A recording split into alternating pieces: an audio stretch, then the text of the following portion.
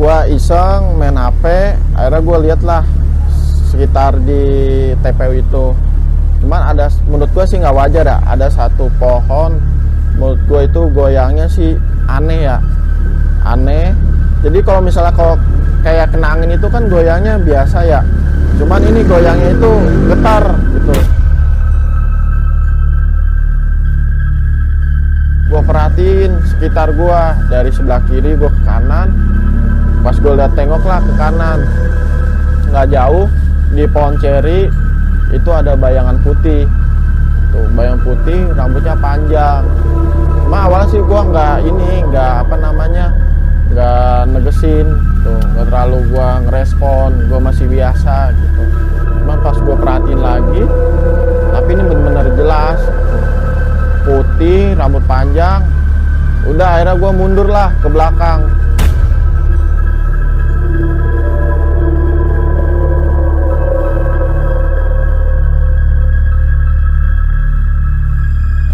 Jadi ceritanya nih, tuh aing kabur lagi, gak kuat, mana sepi, nggak ada orang, maghrib.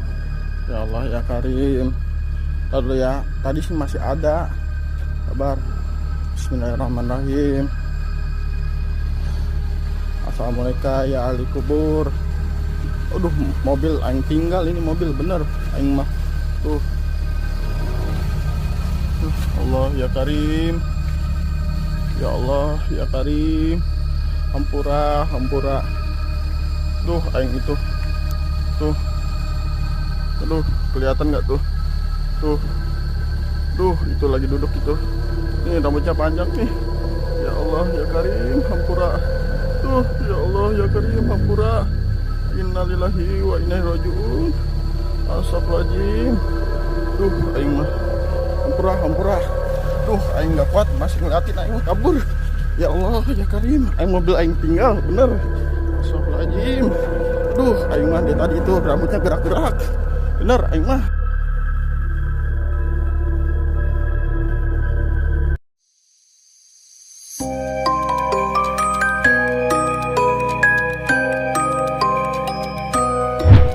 Assalamualaikum warahmatullahi wabarakatuh. Balik lagi bersama gue Irsal di Chris segmen On The Podcast.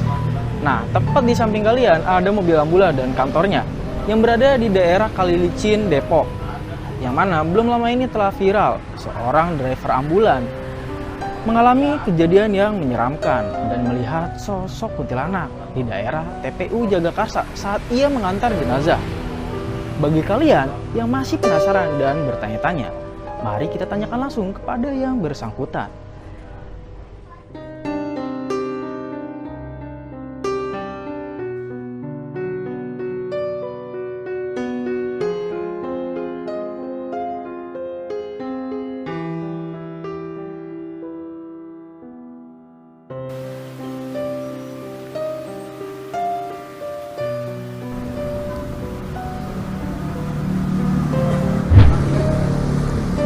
Perkenalkan, nama saya Geni.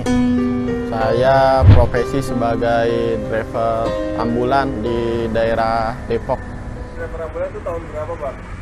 Itu jadi driver ambulan itu 2019. Dari baru beberapa tahun ini ya? Iya. Apa sih itu yang lu pengen, yang lu mau gitu di driver ambulan kan? Kalau driver ambulan itu harus seperti atau punya kemampuan lebih dalam mengemudi gitu. Kalau misalnya gue sih emang lebih ke jadi driver ya. Di ambulan itu bukan semata-mata gue itu di ambulan itu kayak kita rasanya pengen cepat atau bagaimana, enggak. Setiap di ambulan itu gue kayak banyak pelajaran dari hal yang paling kecil sampai yang besar gitu. Itu banyak banget. Kalau masalah kayak mistis itu emang banyak gua rasain. Jadi awalnya lu takut ya? Awalnya gua takut di ambulan. Cuma gua belajar dari temen gua. Jadi setiap unit ambulan yang kita rawat itu udah kayak teman kita sendiri. Dari pagi sampai ketemu pagi lagi, yaitu. Jadi ibarat kita pegang setir itu udah jadi apa namanya, jati diri kita sendiri. Tuh. Viral ini nih, sebelumnya lu pernah nggak bang ngalamin kejadian orang apa pada saat lu nganter keluar kota? Pasti pernah kan nganter keluar kota? Oh iya, Pernah gue ngerasain hal yang menurut gue itu aduh merinding sih, merinding. Itu tahun 2020 gue berangkat ke daerah Jawa Timur, Madura. Gue berangkat, emang pas berangkat itu gue ngambil di daerah Jakarta Selatan di rumah sakit pemerintah. Itu gue bawa ke daerah Jawa Timur. Dari berangkat sampai gue pulang, dari berangkat sampai gue sampai itu nggak ada apa-apa sih, aman. Pas pulang sih yang gue rasain itu, gue lebih suka kalau pulang itu malam ketimbang siang. Karena kalau malam itu lebih kayak adem, enak, sepi gitu. Cuman posisi malam itu emang kayak sedikit kayak menantang ya menurut gua. Bawa ambulan sendiri, belakangnya keranda, ya itu bener-bener menantang sih menurut gua. Nah, yang dari Madura tuh apa tuh yang lu alamin dari situ tuh? Nah, yang gua alamin, gua pulang, gua nyampe sana itu waktu itu pagi, karena kan gue dari apa namanya, dari rumah sakit itu malam. Gue nyampe sana pagi akhirnya gue istirahat di rest area sampai sore itu sekitar jam 5.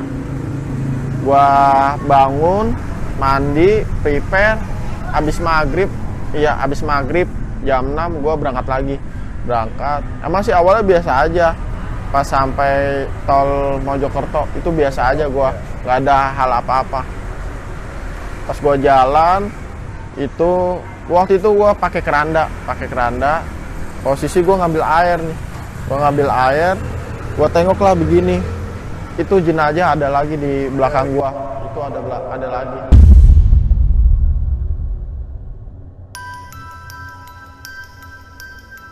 Posisi sih bukan pocong ya, tapi lebih ke apa namanya, kuntilanak. Tuh rambutnya panjang, cuman gue nggak lihat sosok mukanya seperti apa, karena emang yang gue lihat itu rambut yang gue lihat. Sontak gue langsung berhenti gue di pinggir tol, berhenti. Habis itu gue cek lah mobil, gue buka, nggak ada apa-apa. Gue jalan lagi, sepanjang jalan itu aman, tapi gue berasa kayak ada orang di belakang. Itu gue ngerasain kayak kuping gue itu dicoel kayak gitu kan. Cuman kalau dicoel kan ya begini ya, kalau ini kayak selewat aja gitu. Itu gue ngerasain tuh. Itu gue awalnya takut, gue berhenti, gue takut.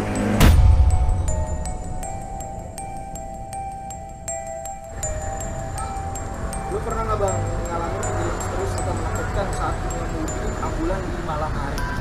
Oh pernah sih, itu gue pernah ngerasain apa namanya, kayak bau-bau amis, terus kayak ada yang duduk di belakang, seperti itu sih. Gue keseringan sih kayak nganter jenazah pulangnya ya.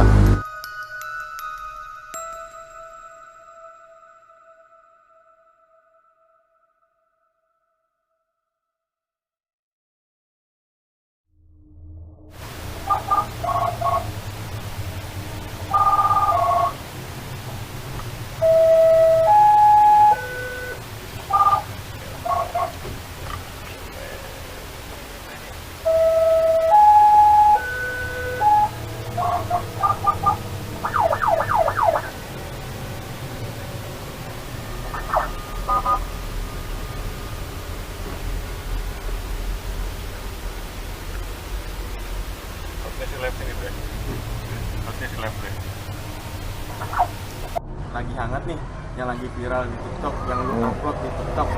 Nah, sebagian netizen itu bang, banyak yang masih kurang jelas tuh bang. Lu kenapa tahu-tahu ada di situ? Lu lagi ngangkat jenazah kan?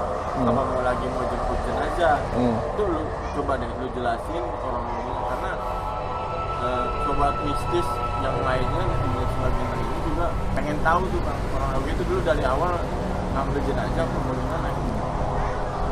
Iya. Apa namanya?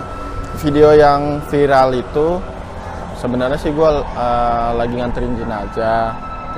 Terus posisinya gue itu lagi nungguin keranda karena emang Lo jemput jenazah di mana tuh bang? itu jemput jenazah di rumah sakit swasta di daerah Depok. Jadi ceritanya gini, kita itu kan sistemnya on call ya.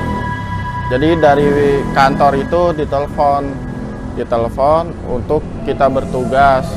Posisinya kita nganterin jemput jenazah di daerah rumah sakit di Depok. Kita jemput di sana sekitar siang itu jam 1 kita jemput. Habis itu emang sih awalnya keluarga ngomong karena jenazah ini sudah dimandikan, sudah bersih, jadi langsung dibawa ke pemakaman. Ternyata belum dimandikan. Akhirnya keluarga yang satunya bilang kita bawa dulu ke rumah untuk dimandikan dan disolatkan. Akhirnya kita bawalah dari rumah sakit ke Depok juga, nggak jauh dari situ rumah keluarga. Akhirnya kita bawa ke rumah duka, dimandikan sampai disolatkan. Itu posisinya sih waktu itu lama sih ya nunggu di rumah duka karena hujan. Waktu itu sore hujan, kita nungguin hujan sekitar habis asar jam 4 udah selesai dimandikan, sudah bersih, jenazah dibawa ke masjid untuk disolatkan. Sekitar jam 4:30, jam 5 kita berangkat ke TPU di daerah Srengseng sawah tuh. Kita berangkat ke sana. Posisinya kita berangkat itu hujan-hujanan. Pada saat lu penjemputan lu sendiri bang? Oh iya sendiri. Waktu itu gua sendiri. Karena emang kan kita kalau jenazah kita mah sendiri, nggak pernah berdua atau ada rekanan, terkecuali kalau misalnya keluar kota. Itu kita posisinya sendiri. Akhirnya kita antar ke TPU. Ya, jenazah di belakang sama keluarga dua di samping sama di belakang satu keluarga, itu 2 orang. Kira lu berangkat ke sana? Ya, akhirnya berangkat ke sana. Hujan gede di sana, hujan gede di jalan. Nyampe di TPU itu udah berhenti sih, udah nggak hujan gitu. Sampai di TPU sekitar pukul 6, jam 6 pas. Jam 6 maghrib pas itu. Azan maghrib. Sampai sana akhirnya keranda kita turunin. Cuma posisinya yang nurunin keranda itu kan keluarga. Jadi gua itu masih di depan, karena emang gangnya sempit ya. Gangnya sempit. Ya udah, keluarga yang nurunin, yang bawa jenazahnya. Nah, gua di situ sendiri, ditinggal sama keluarganya. Nah, posisi gua pindahlah ke belakang. lu sendiri, bang? Gua sendiri di TPU itu gua sendiri karena emang kan posisinya gua nungguin keranda kan.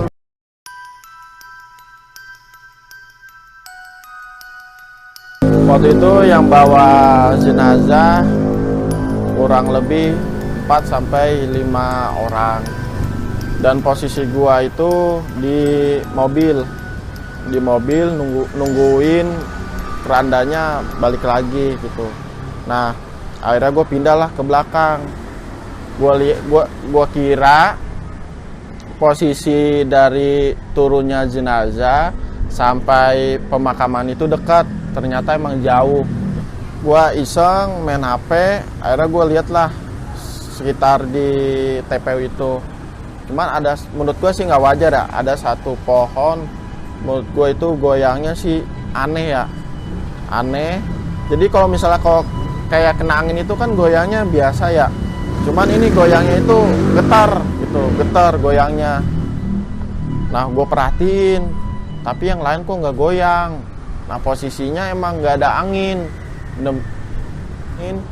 gelap, cuman ada di ujung sih ada lampu sih satu. Menurut gua kayaknya itu di daerah apa namanya pemukiman sih ya, pemukiman. Jadi ada satu lampu. Udah akhirnya pohon itu berhenti. Dari posisi gua duduk ke pohon itu, iya yang gue perhatiin itu sekitar sih 5 meter, nggak jauh. Ya udah akhirnya pohon itu getar lagi, getar yang kedua kalinya. Menurut gue sih emang nggak wajar ya, karena emang kalau kena angin tetap apa namanya goyangnya biasa. Udah nggak lama dari situ gue perhatiin sekitar gue, dari sebelah kiri gue ke kanan. Pas gue lihat tengoklah ke kanan, nggak jauh di pohon ceri itu ada bayangan putih. Tuh bayang putih, rambutnya panjang. Cuma awalnya sih gue nggak apa namanya nggak negesin, tuh nggak terlalu gue ngerespon, gue masih biasa gitu. Cuma pas gue perhatiin lagi, tapi ini bener-bener jelas. Tuh. Akhirnya gue lari ke depan jalan, tuh. Karena emang apa namanya merinding gitu. Ya udah akhirnya yang kedua kalinya gue balik lagi buat negesin. Posisi mobil itu kan lampu rotator, lampu malam itu nggak nyala. Emang bener-bener itu gelap, segelap-gelapnya. Akhirnya kedua kalinya gue balik ke TPU itu, gue nyalin lah lampu rotator, lampu malam itu gue nyalain semua. Gue nyalain, gue ke TPU lagi, gue tegesin, gue lihat apa namanya bener nih. Oh iya bener, gue tegesin, lihat apa dengan kasat mata. Kalau dari asli sih itu apa namanya mukanya rata, mukanya rata, pucet bener. Kalau dari kasat mata ya pucet. Emang posisinya emang karena udah malam, capek gitu. Ya gue istirahat di situ. Terus setelah itu nggak ada lagi.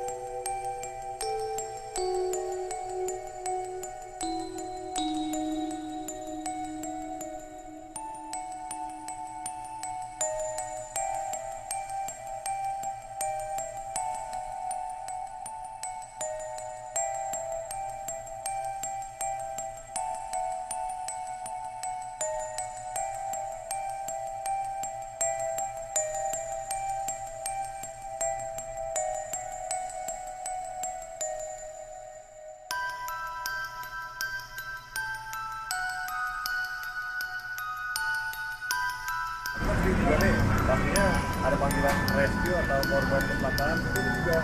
Awalnya tuh gimana tuh? Disampaikan ada sebagian orang yang takut melihat kayak gitu tuh. Nah, cara lu tuh gimana buat ngelawan itu semua tuh? Nah, awalnya sih gua kalau buat kayak ada korban kecelakaan itu awalnya gue takut. Cuman gue belajar dari temen gue sendiri. Banyak pelajaran yang gue ambil. Dari situ gue pelajarin semuanya. Emang temen gue itu hal apapun berani. Gue jujur, gue itu takut. Dari temen gue belajar, gue beraniin. Tuh. Walaupun sih awal-awalnya gue kayak gak kuat, gue ngelihat kayak apa namanya kayak kecelakaan, apa namanya tubuhnya putus gitu. Itu gue nggak berani. Cuman belajar dari temen gua. Karena apa, ini pekerjaan gua sebagai driver ambulan, pasti gua harus berani. Karena ini tugas gua, ya gua harus berani apapun itu kondisinya, maupun gimana ya gua harus berani.